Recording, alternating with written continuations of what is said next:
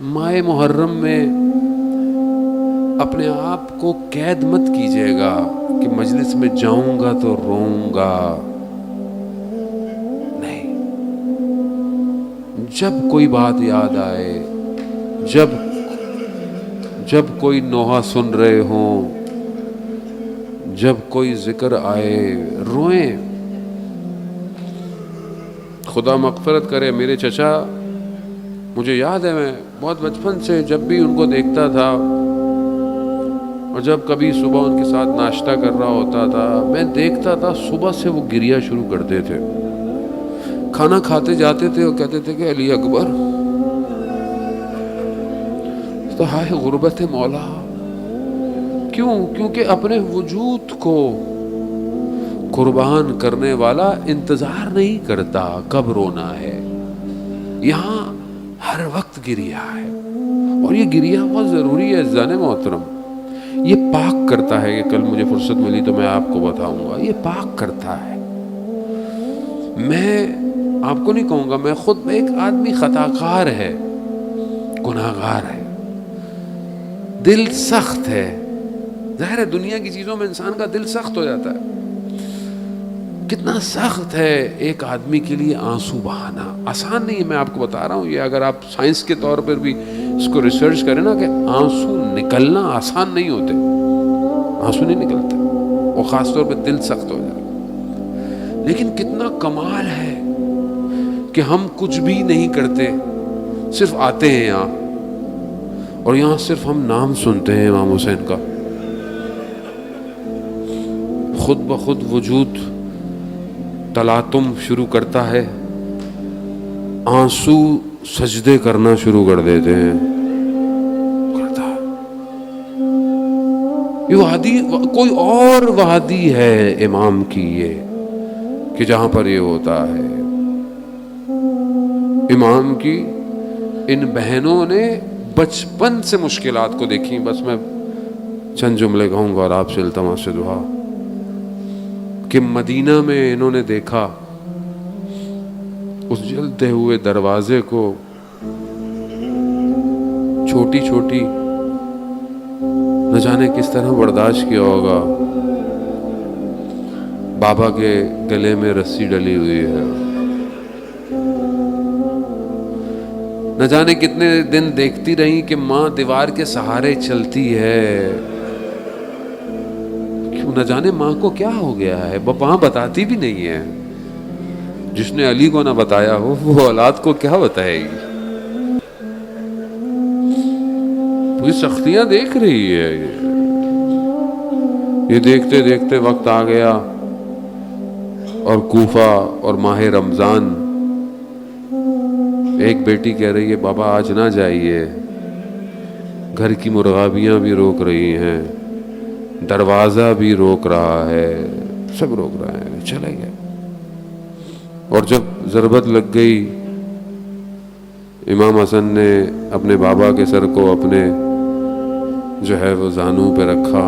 آنسو ٹپکا. جب گرا، امام نے آنکھ کھولی. امام کا حسن صبر کرو. امام حسین گریا کر رہے ہیں. حسین صبر کرو. صبر کی تلقین. جب امام کو اٹھایا دروازے تک، کہا بس یہاں چھوڑ دو مجھے، میرے قدموں پہ مجھے جانے دو. اور آہستہ اپنے اصحاب کو کہا. کیوں؟ کہا کہیں تمہاری آواز میری بیٹیوں کے کانوں پہ نہ چلی جائے. کتنا خیال ہے مولا کو اپنی بیٹیوں کا. سب کو صبر کرتے ہوئے جیسے ہی جا کر بستر پہ لٹایا، ماتھے پہ پٹی بندھی ہوئی ہے، زرد رنگ بڑھتا جا رہا ہے. جیسے ہی زینب آئیں، وہ امام جو سب کو صبر کروا رہا تھا، جیسے ہی بیٹی کو دیکھا نا، رونا شروع کر دیا. امام سے صبر نہیں ہوا. امام نے گریا شروع کر دیا، بیٹیوں نے گریا شروع کر دیا. میں کہوں گا مولا یہ کوفہ تو آپ کا کوفہ ہے. 61 ہجری کے کوفے میں یہی بیٹیاں آپ کی کوفہ میں آئیں گی.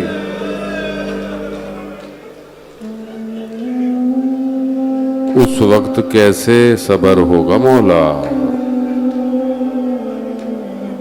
آپ کے دور میں تو جب بیٹیاں مدینہ سے آئی تھیں تو کاروان دن میں پہنچا تھا.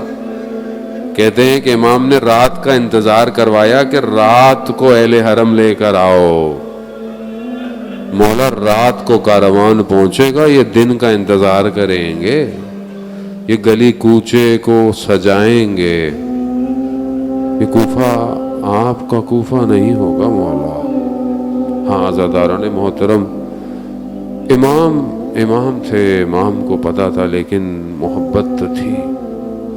لیکن قربان جاؤں اس ایک اور بیٹی پر جو کہ چھوٹی سی مدینہ سے چلتی ان سارے راستوں کو طے کرتی. بس ایک جملہ التماس دعا کہ کتنا سخت ہے ایک بیٹی کے لیے کہ ہمارے لیے اس پورے کاروان کی ایک ایسی بچی ہے کہ جس سے توسل بہت ضروری ہے. آج پہلی شب ہے، آج توسل کریں تو ہم بھی اپنے مولا تک پہنچ جائیں اس بیٹی کے صدقے میں، کیونکہ ایک خاص چیز ہے اور وہ یہ ہے کہ سب آزاد ہو گئے تھے، یہ آزاد نہیں ہوئی. سب واپس چلے گئے، سب 40 پہ چیلوں پہ کربلا پہنچ گئے. یہ نہیں پہنچی، یہ آج تک نہیں پہنچی. میں آج پہلی شب اسی بیٹی سے توسل کرتا ہوں یہاں سے. اے چھوٹی شہزادی بیوی، میں جانتا ہوں کہ آپ اپنے بابا کے چیلوں پہ نہیں آئی ہے. میں جانتا ہوں یہ کتنا سخت ہے کہ آپ اپنے بابا کے چیلوں پہ نہیں پہنچی، مگر میں بیوی آپ کے آگے ہاتھ چھوڑتا ہوں. بیوی اس سال چیلوں پہ اپنے بابا کی قبر پہ جانے دے. ان راستوں کو کھول دے، ہم لوگ تڑپ رہے ہیں. ہمیں چیلوں پر کربلا جانے دے. بی بی اپنے بابا سے سفارش کر دے، بابا میں شام کے زندان میں رہ گئی مگر ان عزاداروں کو بابا اجازت دیتے، یہ بڑے تڑپ رہے ہیں.